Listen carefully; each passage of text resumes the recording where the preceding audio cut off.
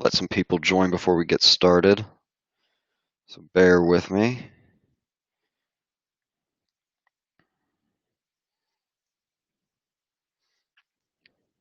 Let some people get in here. Got a couple viewers. Just going to send this out. While we're waiting, just give me a couple minutes.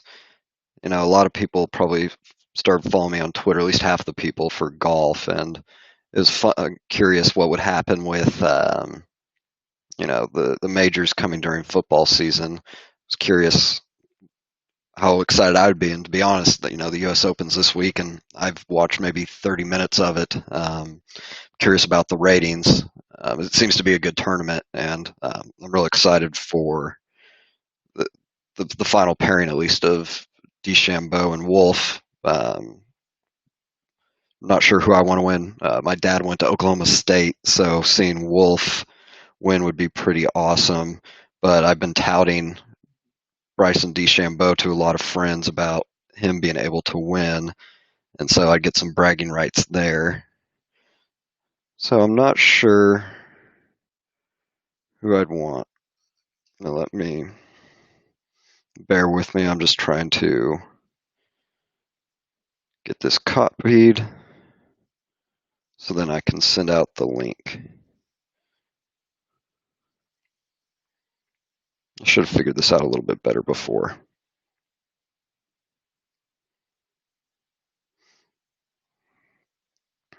But yeah. And when we start kicking this off, we'll, feel free to throw some questions in the chat and I'll answer them. Let's see, how do I get this going here?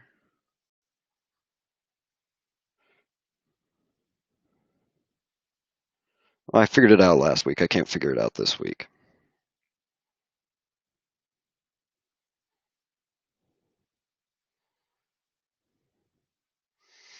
But yeah, the golf tournament should be good. I think no one's safe. I think Patrick Reed shot like a +7 today, so I could definitely see Wolf or DeChambeau doing that, and it would only take maybe -2 or something like that to, make a move.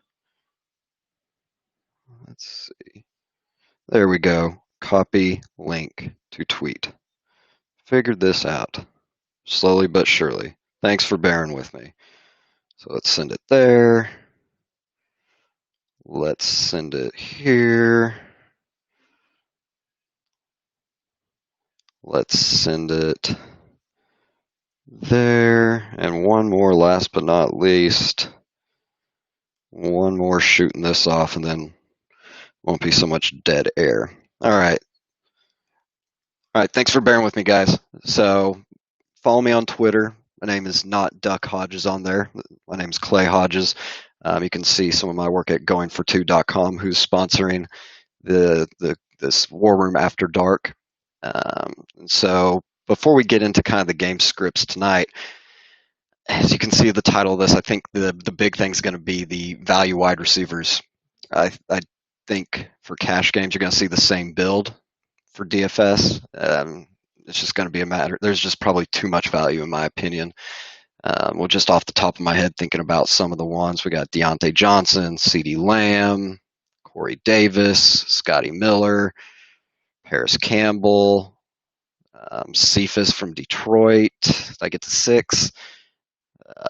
I'm probably missing a few, but obviously if you want to play one of the flex, you can only play 4. So I won't go into ranking, my 1 through 6 or something like that, but you're going to have to make some stands or just try to mix and match. Russell Gage is another one that comes to mind. And just trying to figure out that right mix. Like I said, I do 20 max entry tournaments, and so I'll be just trying to mix and match and try to hit the right ones. But I alluded to on a chat with some people, I think that for 1 week season, if you haven't checked out JM to Win, check him out as well. I was talking about, I think some of my favorite pivots would be just to play the better wide receiver, the more expensive wide receiver from the list of those value plays. For example, instead of playing Deontay Johnson, play Juju. Instead of playing CeeDee Lamb, play Amari or Gallup. Instead of playing Paris Campbell, play Hilton, something like that. So that's really if I'm all my tournament lineups, you're going to see that some variation, and then a game stack, which we'll go into here. Some of my favorite ones is like kind of a core, something I'm really trying to hit, and then if I just hit those ancillary pieces around it, hopefully I'm up there at the top. But I think you're going to see in tournaments, you're going to see and cash, like I said, you're going to see a lot of that, and we have some value tight ends as well. So we'll talk all about that, and then I see some people throwing in some questions in the chat, so we'll talk fantasy towards the end here. Always try to keep this as simple. 30 minutes, 45 minutes. It's Saturday night. Y'all got some other stuff to do. I think there's Louisville versus someone on right now going into the fourth quarter, so we'll try to get through this as quickly as possible.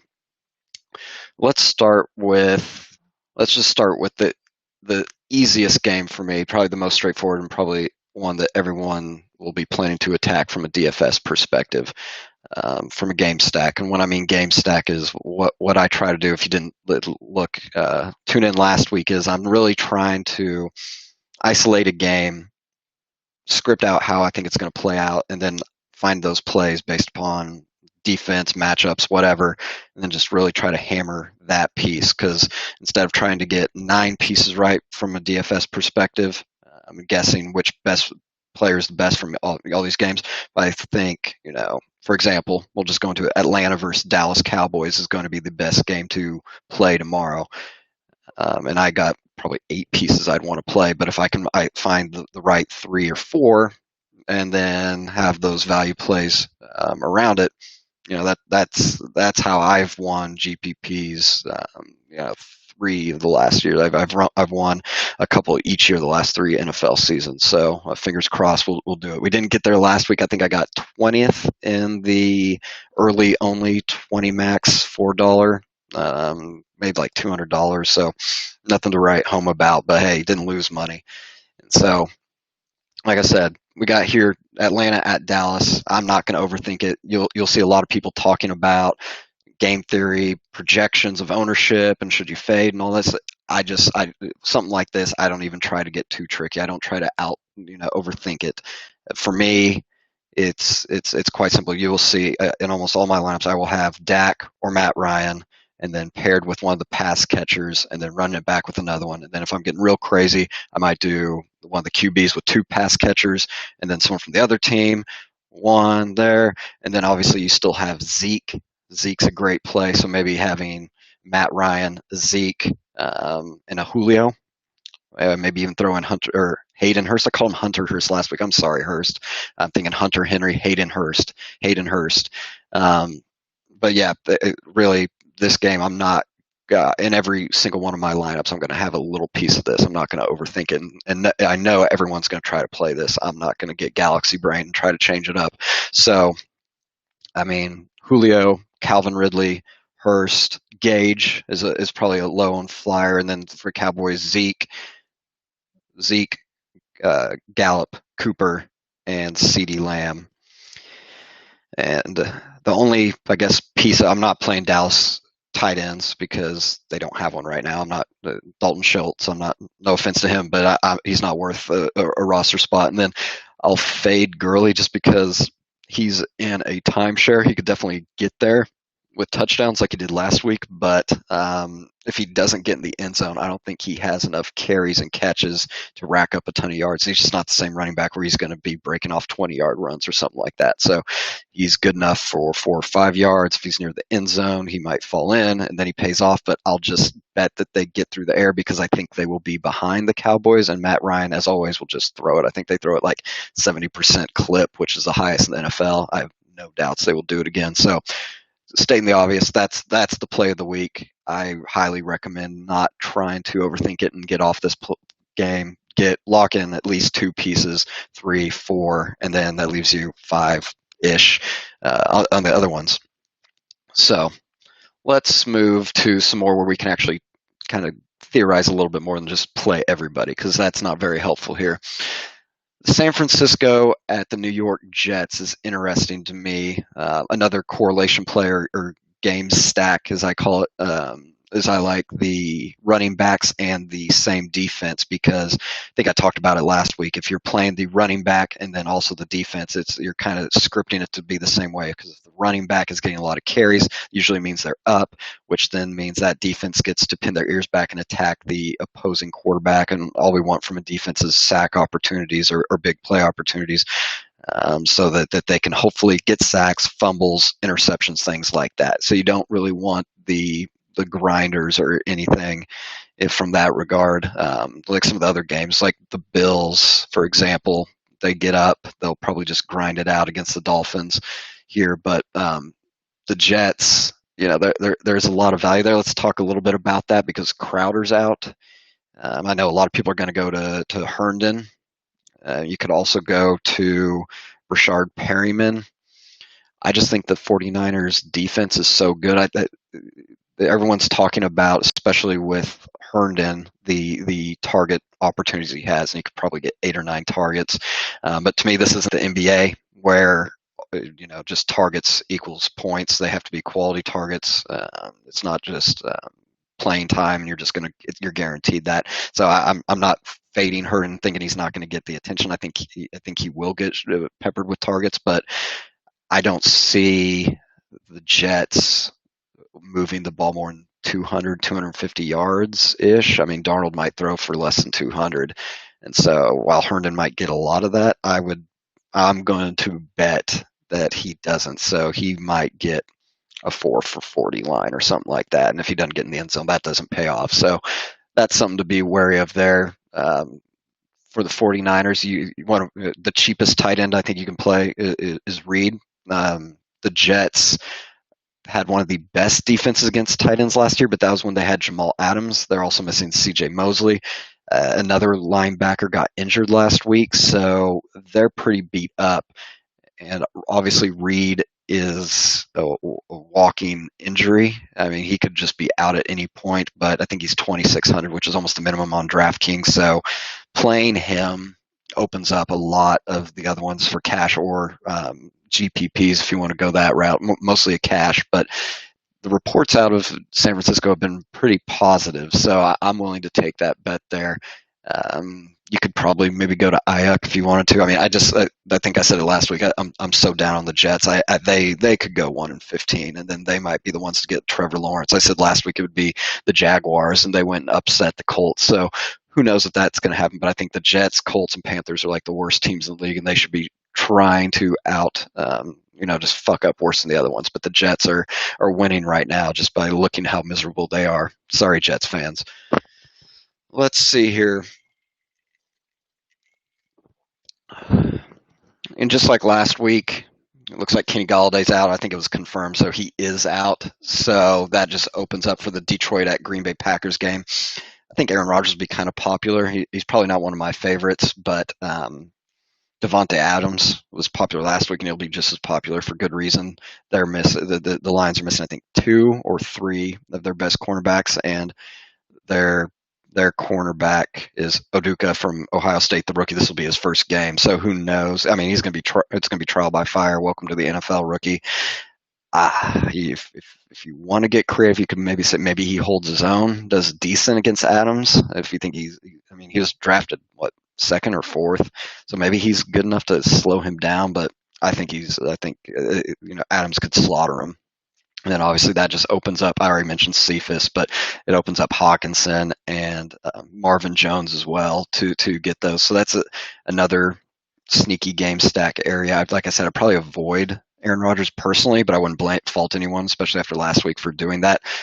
So I think a pretty good, if you're playing those values, maybe trying to get Adams in there and then bringing it back with your favorite Lions pass catcher. I think that's a good one.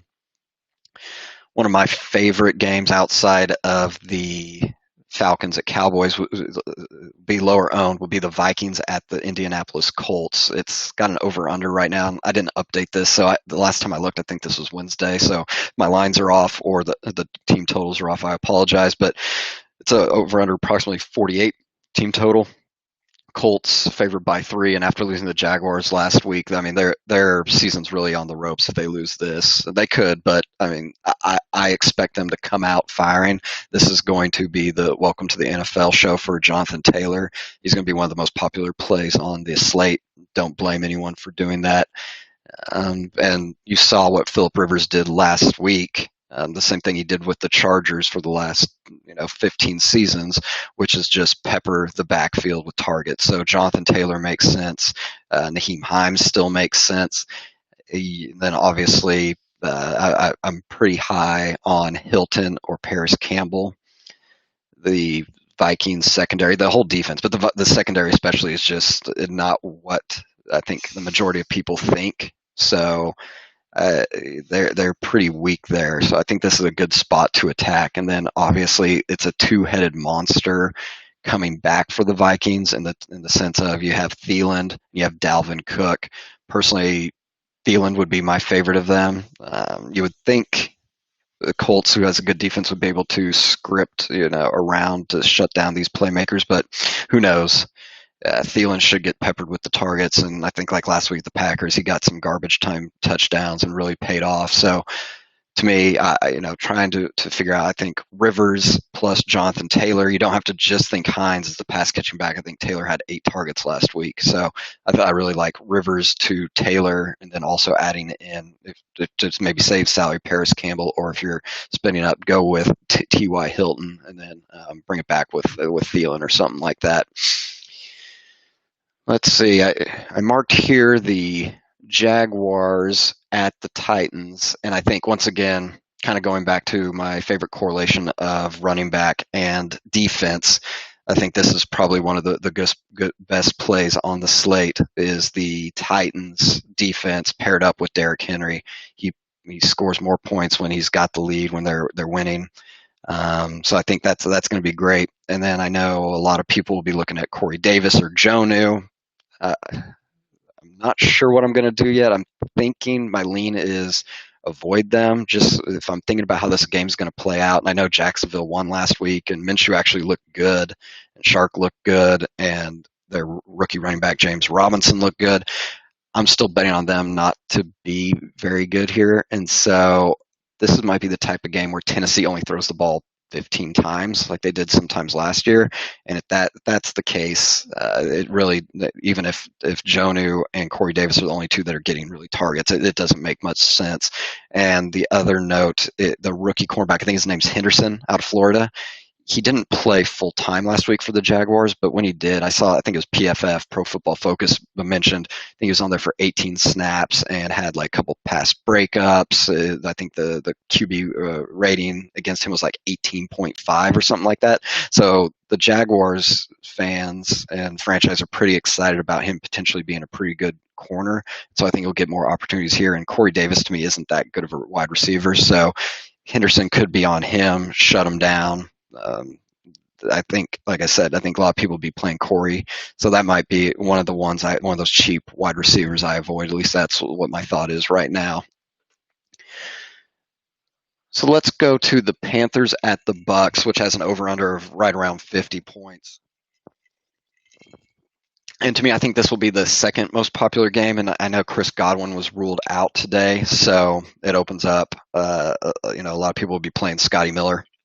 Mike Evans, he might be hurt still, and they won't need him, in my theory. So maybe they take it easy on him, but obviously, and then you can go to the wide receivers, the tight ends. I would prefer probably O.J. Howard. He seems to be the one running most of the routes for them, but we don't have to say it every week. I probably will, but we don't have to say it that the Carolina Panthers are probably one of the worst defenses in the league. They were the worst last year. They lost Kuechly. They lost Bradbury to free agency, and now Kawan Short's out for the game. They're just playing a bunch of rookies. It's going to be a disaster, and so I think this is a get-right spot for the Buccaneers and Brady. I also am a big fan of Ronald Jones. I think with Short being out, as long as he keeps Fournette, I think he had 17 carries last week. So as long as he keeps Fournette at bay, he might be able to get another 17. He's not the sexiest runner, but Carolina was the worst against the run last year, and hopefully Ronald just falls into the end zone. A stat line I would suspect is probably 17 carries for 70 yards. Maybe gets 2 touchdowns if we're lucky, something like that. Maybe a couple catches, but I just don't think the Panthers can really stop them, and so it just kind of depends on how you think the Panthers on offense will be able to attack the Buccaneers defense. And Vegas, with the over-under being approximately 50, thinks Carolina can keep up. And just like their game last week with the Raiders, they were able to, lost it at the end. I think the final score was like 34-30, so a ton of points being scored. I think a lot of people will take that approach. CMC might be a little bit under-owned, but DJ Moore, a lot of people go to Robbie Anderson. To me, one of my favorite ideas is I really am high on this Bucs defense, and they actually did really good against the Saints last week. And I'm going with the Bucs just kind of blowing the Panthers out in this one, and really the Bucs not having to do too much. So 28-10, 28-13, something like that. I think they can really just shut Carolina down. And Teddy Bridgewater, everyone talks kind of his perception is, a dink and dunk type quarterback, high percentage plays, but he's actually pretty notorious for taking a lot of sacks. And so I think they can, the Tampa Bay front seven can really rattle Teddy, make him make a couple mistakes, especially if they have to keep trying to throw. And so I really like the Buccaneers defense. I'm just not. I think they're going to be really high, and I'm not sold completely on Carolina being able to do this. And as a note, I think this was Christian McCaffrey's like worst 2 games last year was against them, and in the first against the Raiders, he also only I think had 4 targets, and only 2 were kind of schemed to him. Where last year, Allen and Cam, for the last 2 years, Allen and Cam were peppering him with 8-10 targets a game. So something to keep in mind. We'll see what Joe Brady, the offensive coordinator, how he adjusts, but it's something interesting to me, and keep a lookout. So like I said, I think to get some leverage on some players on DraftKings where they might be trying to stack this game, I'll either be going light or maybe, I don't know if I get there with Brady, but maybe a Ronald Jones is a pivot. Scotty Miller is obviously a really good play. So that's kind of my thoughts there. We're running pretty good on time, so let's keep chugging through all these. And like I said last week, I'm not going to go through every single one. If there's something, I think if it's a boring game, if there's just a couple ones, I'll just pass. But with the value wide receivers here, there's more I kind of highlighted just because I think the value there, everyone's going to be kind of on the same wavelength, trying to fit as many as they can in, and then probably pay the high priced QB, running back, things like that. Let's see, real quick, Broncos at Steelers. I was higher on this game before, but it looks like Connor's out, so that takes the clear chalk of Benny Snell out of the way. But I still really like the Steelers air attack. Denver, they're on the road for one, not as potent on the road, and then they lost Chris Harris in the offseason, and then forget who they got, AJ Boye. I think he's out. He's on IR. So this secondary is not what we think it is. This defense isn't, one of the stout ones. So I'm going to be loading up on some Steelers in this one. Mainly Roethlisberger to Deontay Johnson will be the obvious one. But like I said, Juju will be one of my favorite targets there to go off. And if you really want to kind of load up on this, I mean, the Steelers defense is in play as well. But if you want to try to game stack and bring it back, I do like Noah Fant. I think he's the real deal. I do believe Sutton's out again, or he's at least questionable, so they would feed him a lot of targets. And then Melvin Gordon will get all the carries, or most of them. Probably not for me. I think Ronald Jones and Naheem Hines are right there in the same salary, so not sure I'll get there with Gordon. But he's priced at the time split back, and now he's going to get at least probably 75% of the carry. So if you want to go there, I wouldn't fault you. Let's see. All right, just got a couple more here, and then we'll get to some questions. I see the chat just moving around here, and last week I got too distracted by you guys, so I'm trying not to look at it this week until we get done. But keep those questions coming, especially the funny ones. Some of you motherfuckers were saying some funny shit last week, and I tried not to read it out loud. Next, we'll go to the Washington football team. We'll just call them the Footballs versus the Cardinals. Well, I won't say it's my favorite afternoon game because we got the Chiefs and Chargers and the Ravens Texans. So the afternoon slate, when I opened up and said I want to watch the U.S. Open tomorrow, some of my favorite games are also in the afternoon, but I will be watching the U.S. Open. I'm going to make a promise to myself, see Matthew Wolff hoist that trophy, fingers crossed, maybe Bryson. So Washington is actually, I think most people try to avoid them, and understandably so. This week, I think it's kind of a pretty good spot for McLaurin. I think a lot of people still view Patrick Peterson. Patrick Patterson plays for the Clippers, and they're no longer in it. I think they went to Cancun right after or something like that with Damian Lillard, whatever. But McLaurin will be shadowed by Patrick Peterson. Last year, at least, I know he came off, I think, a suspension. I think the year before that he was injured, but the last 2 years, his kind of grades through Pro Football Focus have not been very stellar. So maybe a lot of people will avoid McLaurin, thinking, one, there's a lot of value on the slate, or two, just saying, hey, he's being shadowed by Peterson, who's a really great cornerback. Avoid that. That's not the case. So I think that's a really good spot, as well as on the tight end side. Logan Thomas is pretty cheap there, so he's one of my favorite plays. Last year, Arizona was the worst team against tight ends in the National Football League, like above and beyond. One of the, like, from metric standpoints, just didn't seem feasible how bad they were. They obviously drafted Isaiah Simmons, who in theories can help there. In theory, he does help there.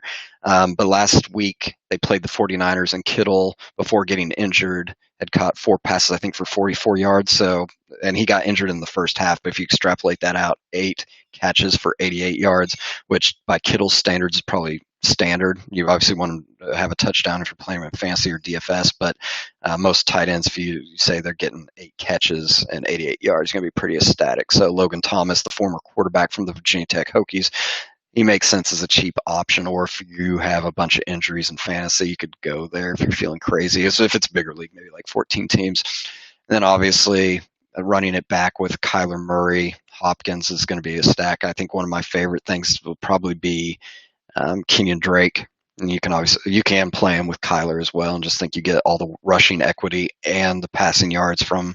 So something I'll be toying around with there, but I think that's a pretty sneaky later, afternoon game stack, because even though I think the Chiefs will be a little bit under owned, I do think this is a pretty good leverage spot. The Chiefs and the Chargers played pretty low scoring games last year, and so I think he'll probably play similar to that.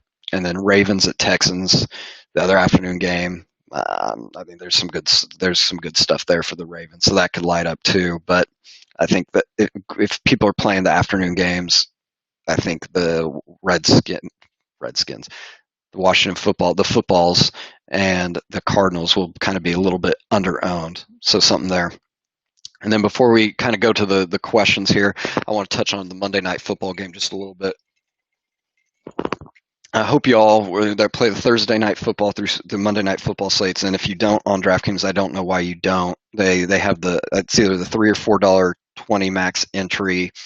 Say it's not as big as the main slate, but I mean, everyone's content, good content, but it's always about the main slate, the Millie Maker, because that's what sells, gets people's attention. But with so little data on Thursday night, Sunday night, Monday night games, you can really get an edge.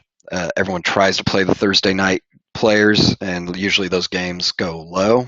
Obviously, last week with who was it? The Bengals and the Browns, that actually shot out. So I had, hopefully you saw on Twitter, I said play the Chubb and the Cleveland defense. Cleveland defense. They almost got there. They got that fumble recovery on the one. All he had to do was stretch out before he got touched, and then instead of scoring 4 fantasy points, it's 10, and he smashes. So a little frustrating there, but that was my stack. But I missed out on Boyd. I missed out on Hunt. I missed out on Burrow, OBJ. So there's a lot of good scores out there.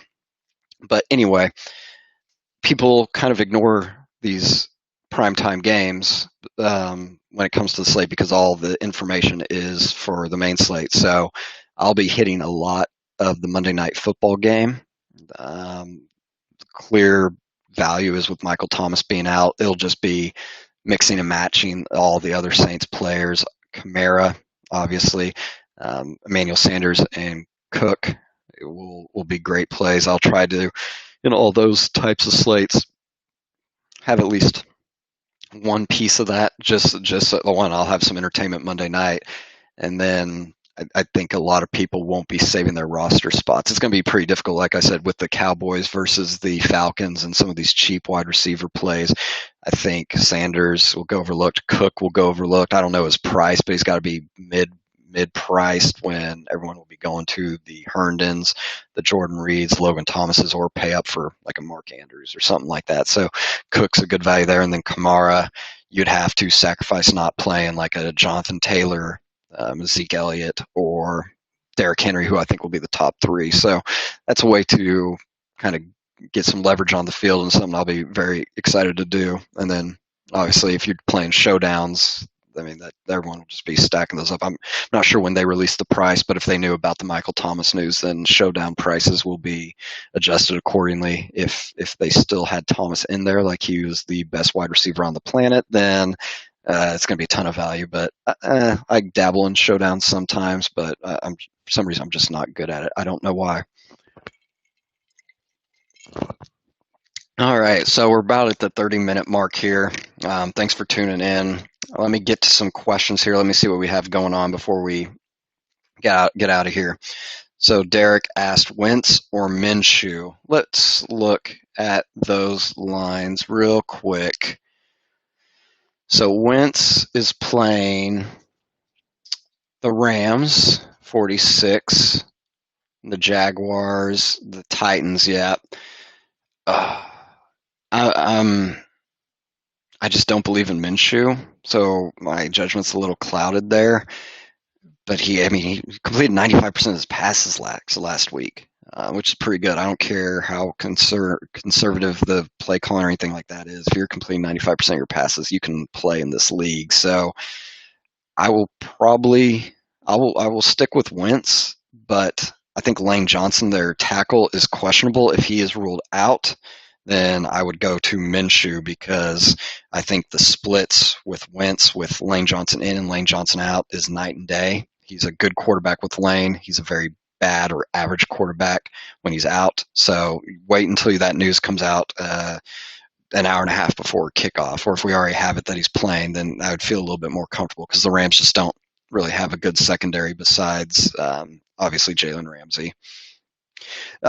Jesse, no, I actually do think Aaron Rodgers is a good play. Just for me, I think he's going to garner decent ownership from a DFS perspective. Fantasy, if you have him, congratulations, play him. But DFS, he's priced higher than Dak, I believe, priced higher than Matt Ryan, Allen, a lot of quarterbacks. I think he may be the third or fourth highest priced one.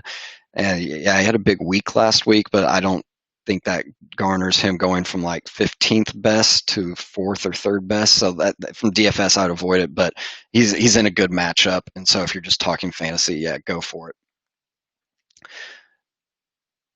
Mike Evans or get Scotty Miller off waivers. It sounds like the reports are Mike Evans was healthy-ish last week, and he's just been healing, no setbacks. So play Mike Evans. It's pretty easy. Even if you want to play devil's advocate and say maybe he's a little hurt or banged up, they still will throw him the ball, into the end zone, and Panthers have no one that can stop him. So if he's healthy, he could go off for like 8 catches, 120 yards, and 2 touchdowns. Even if he's a little banged up, he could still maybe get that jump ball, get in the end zone, and save you. Scotty Miller, I like him, but he's more. I would still pick him up off waivers if you have spots, but I'd obviously play Mike Evans before him. Always play your studs when they're in. I don't analyze matchups from a fantasy football perspective. When I play, my first 3 or 4 draft picks, they're playing no matter what. Thoughts on Rivers? Big fan of Rivers. Think he done. Big fan of Jonathan Taylor, but I think even if they get up to a lead, I think Rivers will be able to scatter it around, and Minnesota should be able to keep up there. at least a little bit, I would guess. It's only a 3-point spread, so Rivers is one, from a DFS perspective, one of my favorite plays. Fantasy, I guess it would depend on who else you have. Let's see here. Ian Thomas is a cheap, good option. DFS, he will definitely be under or very low owned. Travis, I won't disagree with you there. All I would say is Logan Thomas, Reed, Herndon are in that same area, but that's how you win the Millie Maker if that's what you're going for, or GPPs, especially with someone like Herndon who's going to get massive ownership. If he lays a dud and you believe the Panthers will be able to keep pace in the shootout game, Ian Thomas could be the spot because I do think the Bucks have a pretty good secondary despite what they did last year. I apologize, I don't know their cornerback's name, but from what I'm reading, he really came on last year, and then last week, obviously Michael Thomas got hurt with a high ankle sprain, but he really held his own. And I don't know when Michael Thomas got hurt, but there were glowing reports of their emerging number one cornerback who could be a shutdown. My DFS QB this weekend, Dak. I'll just say Dak. If he's at, I think 6,900. Nice, yeah, 69. If I can't get to that number, I have to go down. Then Matt Ryan's at 66, I believe. Maybe I can squeeze him in, but anywhere I can. I don't see how the Cowboys score less than 30, to be honest. Let's see here. Kyle said Evans played 93% of the snaps last week. Yeah, if he's healthy, he'll produce. Yep. Let's see, maybe I should just go to the top because sometimes people ask these multiple questions. Oh, Kyle was answering Travis. Thank you. Allen Robinson, yes, sir. Who do they play? I do think it'll be interesting while I'm looking for who they play. Why am I not seeing this?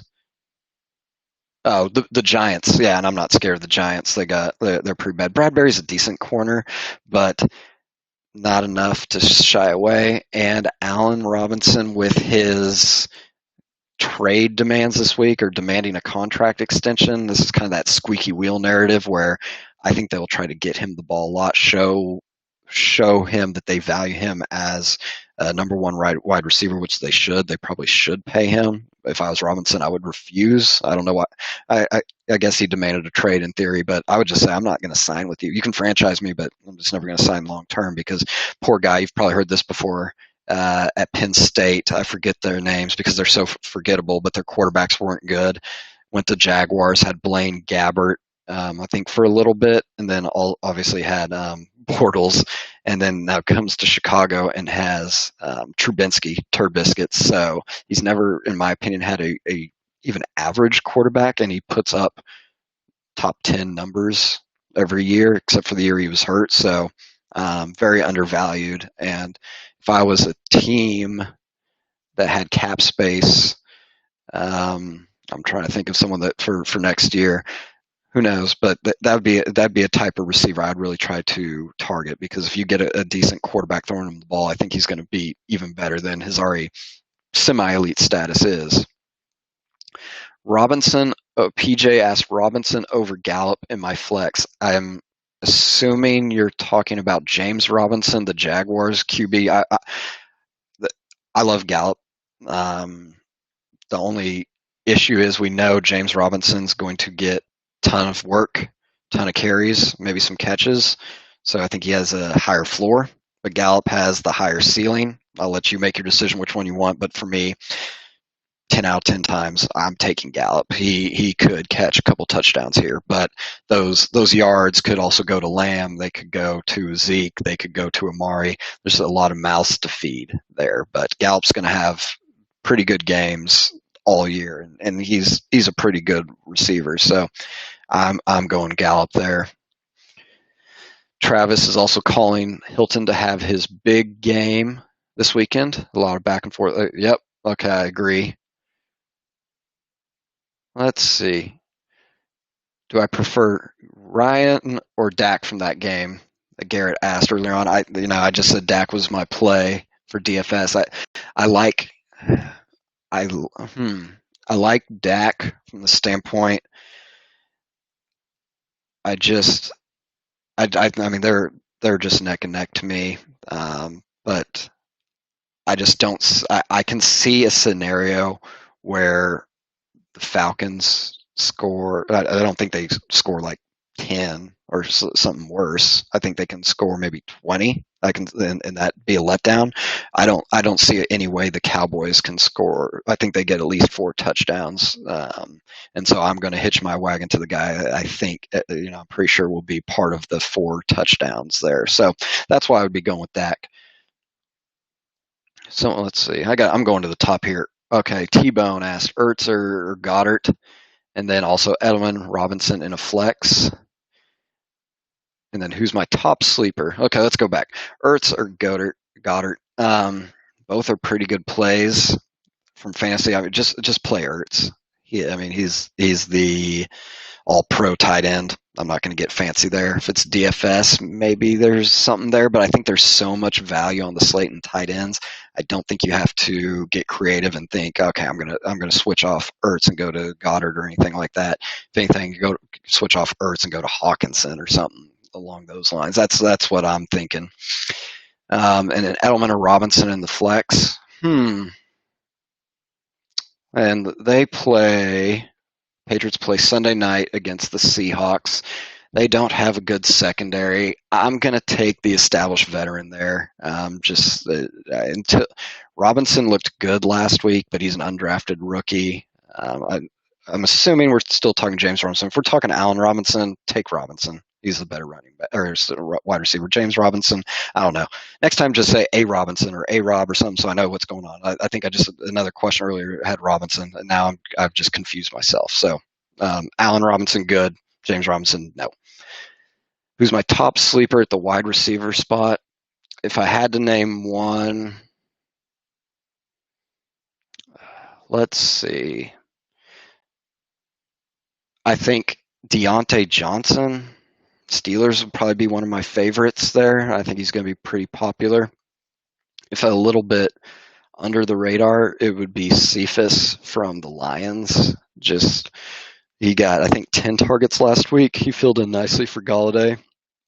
I think that sets up real nicely for him. A lot of people, myself included, was very high on Marvin Jones Jr. last week, and he did pretty well.